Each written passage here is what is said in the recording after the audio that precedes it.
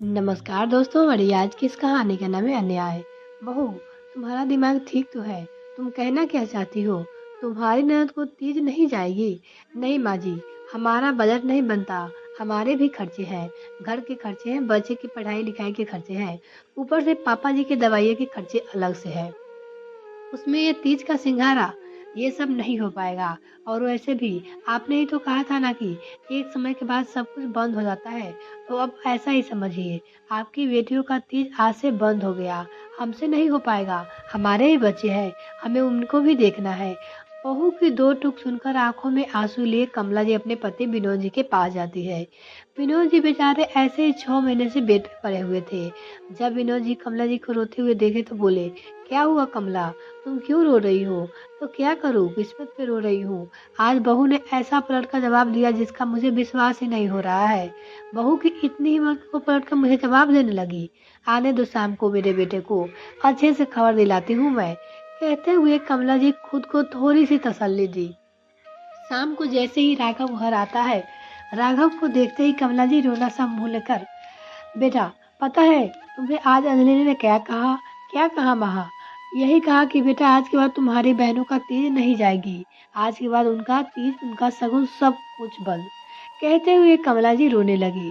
तो राघव कहता है, ठीक ही तो कहा है अंजलि ने माँ, इसमें गलत क्या है? हमारे भी खर्चे हैं। अरे बेटा कैसी बातें कर रहे हो तुम? बहन है तुम्हारी, इंतजार में होगी कब से अपने मायके के तीज आएगा। और तुम दोनों जवाब दे रहे हो कि अब तक तुम्हारे पापा सही सलामत रहते तब कब का उन्हें तीर पहुंचा चुके आते। आज अब तुम्हारे ऊपर आया तो तुम टाल रहे हो। कैसे भाई हो? अपने बहन की थोड़ी भी फिक्र नहीं है अब तुमको। माँ, अब चाहे बहन की फिक्र कर लो, चाहे परिवार की कर लो, तीज पे तो दो, राखी पे दो, और कहाँ से इतना ला पाऊंगा? अकेला कमाने वाला हूँ, कितना करूँ? कहते हुए राघव चला जाता है। बहू बेटे दोनों को ये सुनकर विनोद जी के पास आकर रोने कहती है, सुन लिया आपने? सुन लिया कैसे टूक टूक से जवाब देकर जा रहा है? वो जवाब अपनी बेबी ने दिया था, वो उसका बड़ा जवाब देकर जा रहा है। अरे वो तो पराये घर से आई है, लेकिन यह तो अपना है। अपना भाई कैसे बहन के साथ ऐसे कर सकता है? चुड़ैल ने मेरे बेटे के ऊपर कब्जा कर रखा है, पूरी तरह से बस में कर रखा है। जरा उसे अपनी बहन की फिक्र नहीं होगी। विनोद जी लगातार कमला को देखे जा रहे थे। कमला जी चीखते हुए कहती है, अब टुकुर टुकुर मुझे देख क्या रहे हो? कुछ कहते क्यों नहीं अपने बेटे को? क्या कहूँ कमला, जैसे उसकी पत्नी कहेगी वो तो वैसा ही करेगा। क्या कर सकता है? क्यों नहीं कर सकता है? बेटा है वो आपका, ऐसे कैसे हम उसे अपनी मनमानी करने दे सकते हैं? कि अपनी बहन को जरा भी ख्याल नहीं है? सारा किया करा उस चुड़ैल का है। नहीं कमला, बहू भी तो वही करे जो इस घर में होता आ रहा है। पति की बातें सुन हैरानी से कमला जी विनोद जी की ओर देखने लगती। मतलब क्या है आपका कहने का? क्या होता आया है इस घर में? बड़ी जल्दी भूल गई कमला तुम भूल गई कि कैसे तुमने आते ही अपनी ननद का तीर छुड़वा दिया। अपने आने के बाद तुमने एक बार भी उनका तीज का सिंघारा नहीं भेजा। मैंने तुम्हें एक दो बार बोला भी तो तुमने साफ साफ बोल दिया कि अब मैं अपने बच्चों को देखूं कि तीज भेजूं। यह सब शगुन जब तक माँ बाप होते हैं तब तक चलता है, भाई भाभी के भरोसे ये सब चीज नहीं चलती। तुम्हें ने कहा था मुझसे, तो आज वही काम तो बहू कर रही है, तो फिर गलत कैसे है?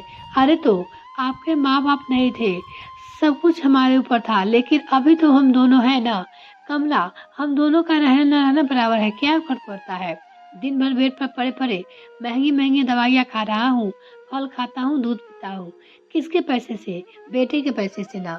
एक कमाई न रह गई है मेरी, हमारा होना ना होना बराबर है। हम खुद बहू बेटे के भरोसे से पल रहे हैं, तो तुम अपनी मनमानी कैसे कर सकती हो?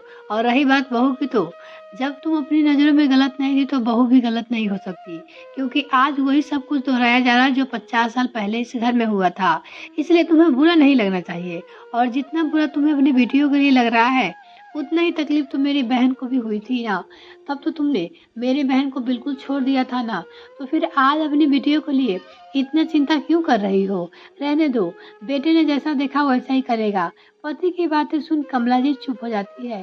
सही तो कह रहे हैं विनोद जी, जब से शुरू में कमला जी इस घर में आई है, सास ससुर गुजर जाने के बाद उन्होंने आज अपनी तन्नों के तीज का सिंघारा बंद कर दिया। यहाँ तक कि आए दिन विनोद जी से झगड़ा करके उनकी राखी भी बंद करवा दी थी। विनोद जी बहुत कम ही बहनों के घर जाने लगे, जिसके चलते उसकी बहनों का भी लगभग मायके आना बंद ही हो गया था।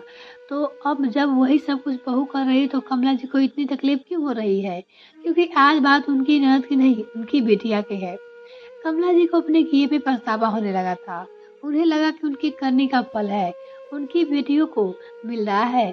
बड़ी देर से बैठी रोती रही, बहू को कोसती रही। असल में एक दिन अंजलि ने राघव बुआ को फोन किया हालचाल लेने के लिए। बातों में बुआ का दर्द झलक आया था। मायके से फोन आया देख उसकी आंखों में आंसू आ गए थे और रोते हुए उन्होंने कहा, बहू आज तुमने कैसे याद कर लिया? मुझे तो फोन देखकर विश्वास ही नहीं हो रहा था। लेकिन क्यों बुआ जी, आप ऐसी बातें क्यों कर रही हो? माँ जी से आपकी बातें नहीं होती क्या? कहाँ बहू, जब से तेरी सास आई है तब से तो मेरा मायका ही छूट गया। उसके आते ही मैं मायकों को भूल बैठी थी। कभी फोन न आना जाना, हाल चाल, तीज त्योहार, राखी, कुछ भी नहीं। सब कुछ खत्म हो गया। पहले तो मैं फोन कर लेती थी तो अभी बिना मन से बातें करती थी, इसलिए धीरे धीरे फोन मैंने करना बंद कर दिया। मैं तो अपने दिल से मान चुकी थी कि मेरा मायका खत्म हो गया, लेकिन आज तुमने फोन करके फिर से उम्मीद जगा दी। बहू मायके का मोह तो मरते दम तक नहीं छूटता, लेकिन अपने आप को पत्थर दिल कर मजबूरी में मुझे रहना पड़ता है। बुआ की सास की बातें सुनकर अंजलि को बहुत दुख हुआ। उसे अपनी सास की हरकतों पर गुस्सा भी आ रहा था। इसलिए अंजलि ने जानबूझकर कमला जी को सिखाने के बाद नंदों को तीज का सिखाना नहीं हुआ, ताकि कमला जी को बेटी के लिए तरफ महसूस हो, वही तरफ आज कमला जी को महसूस हो रही है। बहू को हजार गालियां दे रही थी, आज उन्हें अपनी बेटी के लिए बहुत दुख हो रहा था। वो बैठे बैठे पति के सामने आंसू बहाए जा रही थी। काफी देर तक रोने के बाद फिर कुछ सोच समझकर अपनी अलमारी खोल अपनी एक छोटी सी कान की झुमकी निकालती है और विनोद को दिखाते हुए कहते हैं, देखिए अगर आप कहे तो मैं इसे बेचकर अपनी बिटिया के लिए सामान और अपनी बहनों के लिए भी साड़ियाँ खरीद कर लाती हूँ।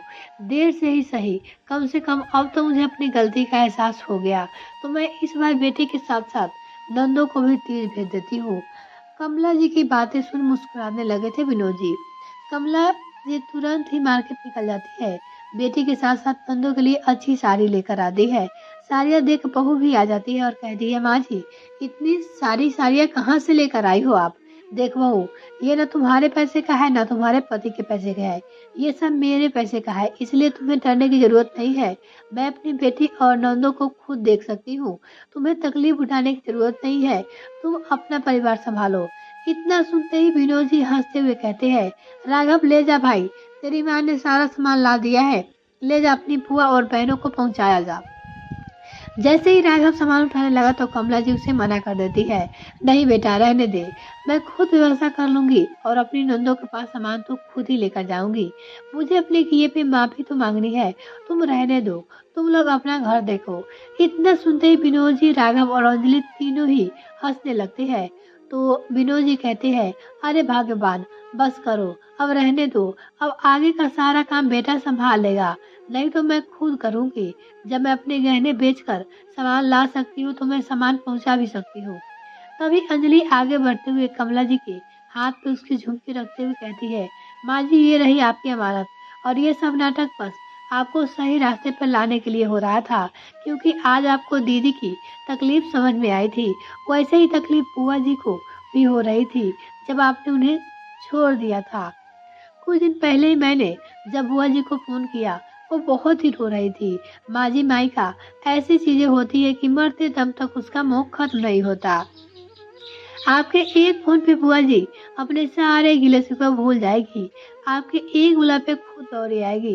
बस थोड़ा सा प्यार और इज्जत उन्हें चाहिए। हाँ बहू, तुमने ठीक कहा, मैं जा रही हूँ। मैं खुद सामान लेकर जाऊंगी जीजी के पास और उनसे माफी मांगूंगी और साथ ही साथ राखी पर आने के लिए भी बोल दूंगी। कमला जी की बातें सबके चेहरे पे सुकून भरी मुस्कान दे गई। देर आए दुरुस्त आए। ये कहानी आपको कैसी लगी कमेंट सेक्शन में लिखकर जरूर बताइएगा। यदि आपने अभी तक चैनल सब्सक्राइब नहीं किया तब प्लीज सब्सक्राइब कीजिए। मिलते हैं किसी और वीडियो में, तब तक के लिए bye. Thanks for watching this video.